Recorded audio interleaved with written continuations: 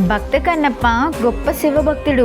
ఇతను పూర్వాశ్రమంలో తిన్నడు అంటే బోయ వంశానికి చెందినవాడు, అడవి జాతికి చెందినవాడని చెప్పొచ్చు. చరిత్ర ప్రకారం శ్రీకాళహస్తి పరిసర ప్రాంతాల్లోని జీవనం సాగించేవాడు.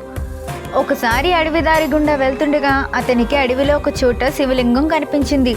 అప్పటి నుంచి తిన్నడు దానిని భక్తి శ్రద్ధలతో పూజిస్తూ తాను వేటాడి తెచ్చిన మాంసాన్ని నైవేద్యంగా పెడుతుండేవాడు.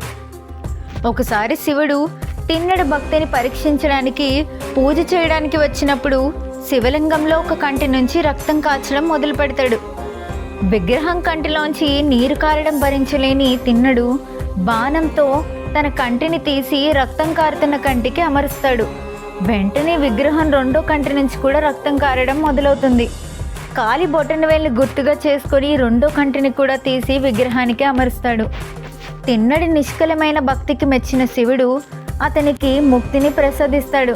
అందువల్లనే తిన్నడికి కన్నప్ప అని పేరు వచ్చింది. తిన్నడు పూర్వజన్మలో అర్జునుడు అని కూడా అంటూ ఉంటారు. ఇంకా ఎలాంటి డివోషనల్ స్టోరీస్ కావాలో కింద కామెంట్ చేసేయండి, నేను నీట్గా ఎక్స్ప్లెయిన్ చేసిస్తాను. సబ్స్క్రైబ్.